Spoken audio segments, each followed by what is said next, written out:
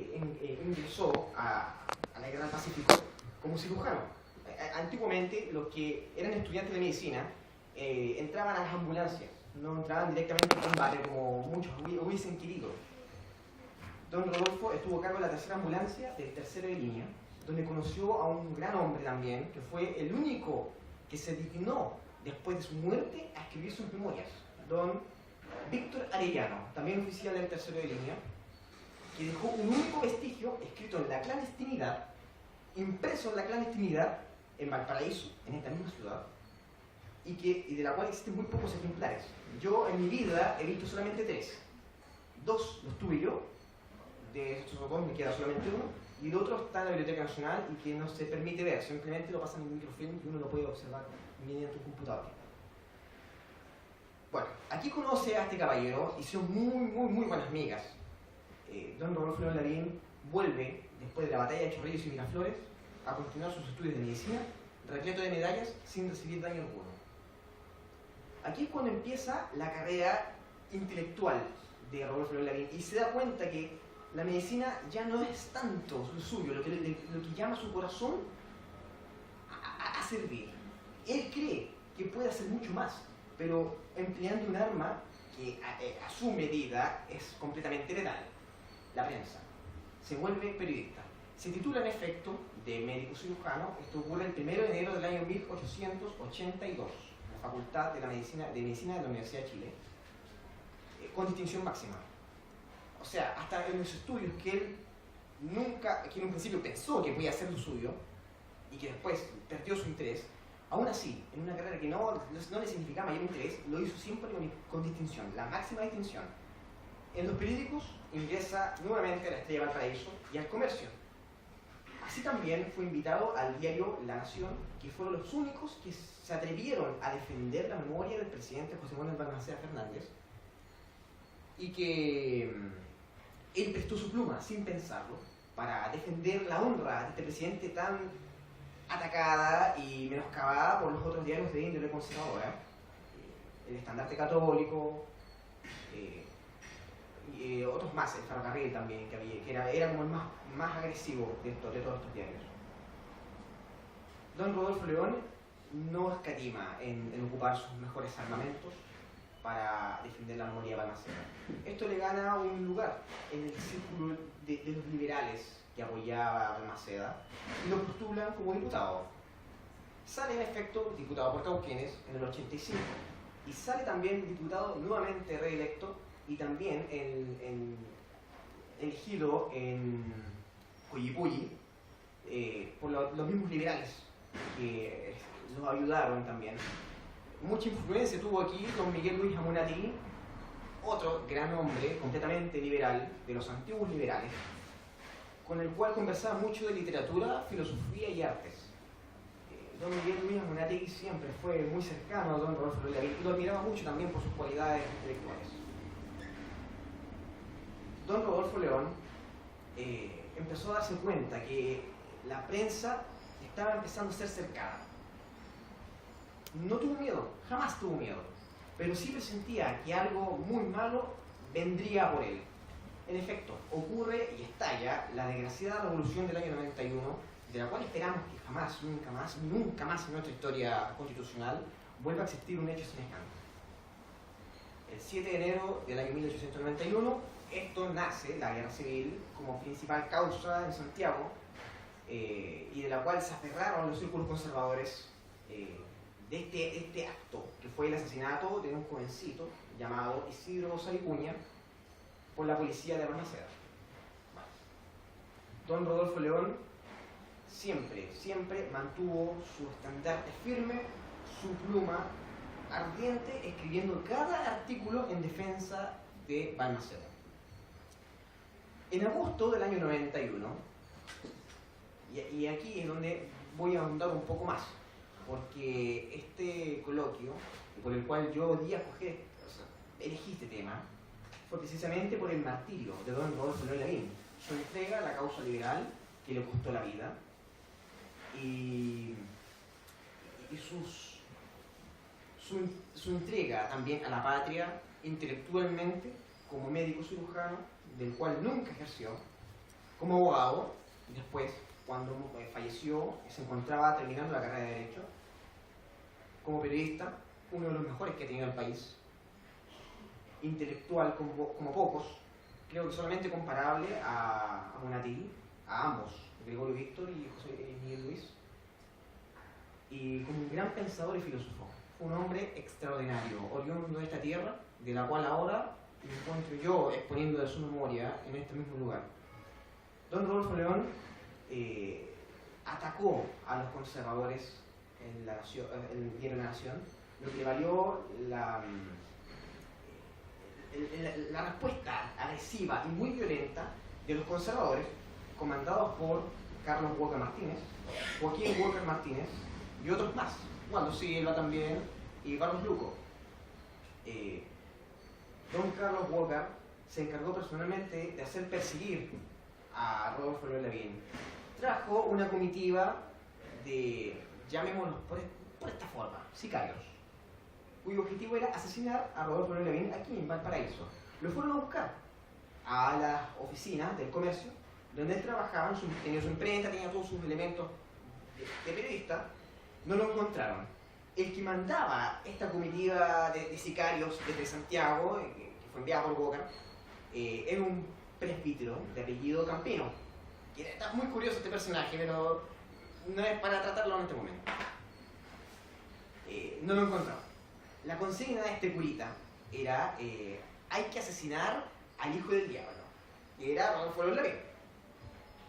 No lo encontraron. Rodolfo León Lavín sabía, presentía que en cualquier momento le llegaba su hora, así que estaba liquidado prácticamente. Cuando ya estaba terminando el conflicto, esto ocurre en agosto, se había enterado de la desgraciada muerte de Manuel María Aldunate, otro gran hombre militar, familiar directo de Carlos Aldunate Solar, hermano suyo. Aquí también, entre paréntesis, ocurrió un quiebre entre ellos, porque Carlos Aldunate era conservador y Manuel María era liberal y balmacista de los liberales demócratas. Él fue asesinado también, brutalmente, en la hacienda de Catapilco. En el parque de la hacienda de Catapilco él fue capturado, fue llevado a los locales y ahí fue liquidado. Murió como Carrera, porque él era descendiente de José Miguel Carrera por parte de su padre, que a su vez era hijo de Pedro Aldunate Carrera, ministro de Balmaceda, y este a su vez también era hijo de Rosa Carrera Fontecilla, que es hija directamente de José Miguel Carrera. ¿Sí? Bueno, volviendo al tema de Rodolfo León, él huye al Cerro de la Concepción, que está por aquí atrás. Se esconde en una casa de pensionistas, en pleno conflicto ya, estaban entrando las guerras, las tropas de vencedoras aquí de Placilla a Valparaíso. Alcanzó a conversar tan solo en breves momentos con Julio Bañedo Espinosa, también otro gigante, muy buen hombre, muy gentil, muy generoso, también una vida desgraciada que tuvo después del conflicto. Tuvo también intercambio de palabras con Ventura Blanco Biel, otro grande que estuvo encerrado junto con Bañedo Espinosa, y Claudio Vicuña, que era el que sucedía a Balmaceda también en el poder. Ellos huyen al exilio cuando ven entrar las tropas a Valparaíso. Rodolfo León huye, como les digo, al Cerro de la Concepción, se oculta en una casa de pensionistas y cuando le preguntan quién es él, se hace pasar por otra persona de apellido Lyon. Dijo, no, yo soy Rodolfo León o Rodolfo Lyon. No hay problema, nadie lo descubrió porque aparte se había cortado el bigote, no tuvo ningún inconveniente en esconderse ahí. Lo que sí ocurrió aquí es que tiene que haber sido en ese entonces, y yo lo pienso ahora, terrible. Porque cuando se encontraban en esta pensión, celebraban en esa misma casa la victoria de los revolucionarios. Rodolfo León les tocó celebrar con ellos, muy a su pesar. Tiene que haber sido terrible eso. Un pensionista lo descubre 9 días después de su encierro en esa pensión y lo acusa con el jefe, el dueño de la casa, don Jorge Gip. Todo esto que les cuento ocurrió en la calle Templeman 69, en el mismo cerro que está aquí atrás. Lo conmina a irse inmediatamente. Don Rodolfo León, sorprendido, no daba cuenta de lo que estaba pasando. O sea, dijo, ¿cómo fue que me descubrieron? ¿Cómo fue posible que haya ocurrido esto? Así es la vida. A los grandes hombres siempre no se les puede ocultar, ni siquiera con un dedo. le tocó escapar nuevamente. Huye, baja hacia la calle Esmeralda, donde es interceptado frente al Hotel Francia por tropas revolucionarias con el cinto rojo al brazo. Lo descubrieron inmediatamente, no puso resistencia, se entrega. Dijo, yo soy un periodista, yo lo único que he hecho ha sido entregar mi pluma al servicio del país defendiendo al presidente legítimamente electo. ¿Qué otro pecado pudo haber hecho? Pero tenemos que entender que eran tiempos muy difíciles. Entonces, no le quedó más que entregarse, no tenía más armas. Se lo llevaron a la intendencia de Valparaíso, encerrado en la sala, un cuartito que todavía existe, que está al lado de la puerta principal, al lado derecho. Apenas uno entra, puerta principal, al lado derecho, ahí está la sala donde fue encerrado Rodolfo Levín, con 2 centinelas. En la intendencia en ese momento se encontraba Eulogio Altamirano como intendente elegido provisionalmente, Juan Emilio Corner y Holley también se encontraba ahí.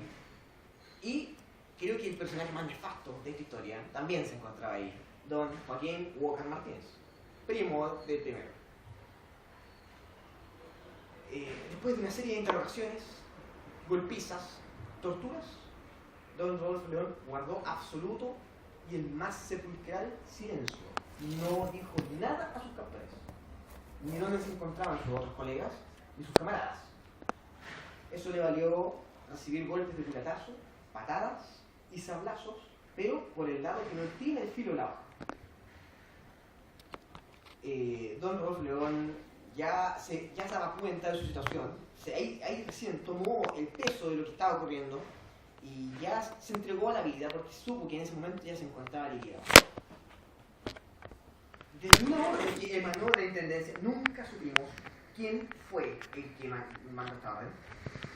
Decía que se llevase inmediatamente a don Rodolfo preso a la cárcel de Valparaíso. En la celda 6 debía ser encerrado, una celda de aislamiento. Ahí debía esperar su final. En efecto, fue llevado a punta de culatazos nuevamente, escupitajos, insultos. Don Joaquín Walker promovió mucho esto, que se menoscabara la figura, la imagen, el espíritu moral de Rodolfo León. No valió nada, porque don Rodolfo León, como su apellido lo mismo lo decía, era un verdadero león.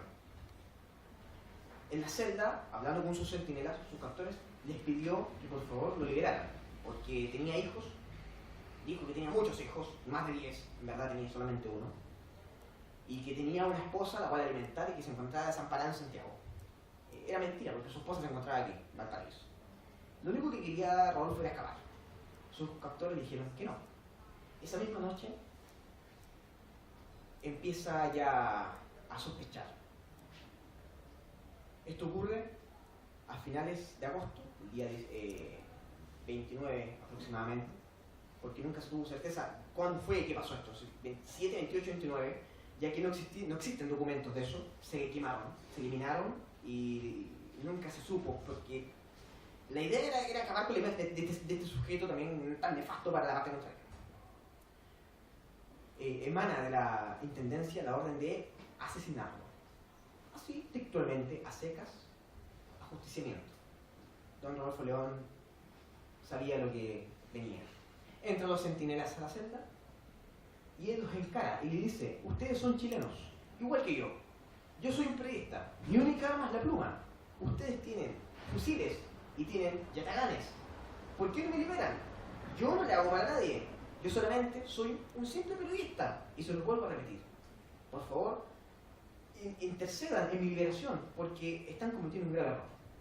La orden fue estricta y no había derecho a reclamar absolutamente nada. Había que matarlo. 3 sablazos le quitaron la vida a Rodolfo Levín, 3 directamente en su cabeza.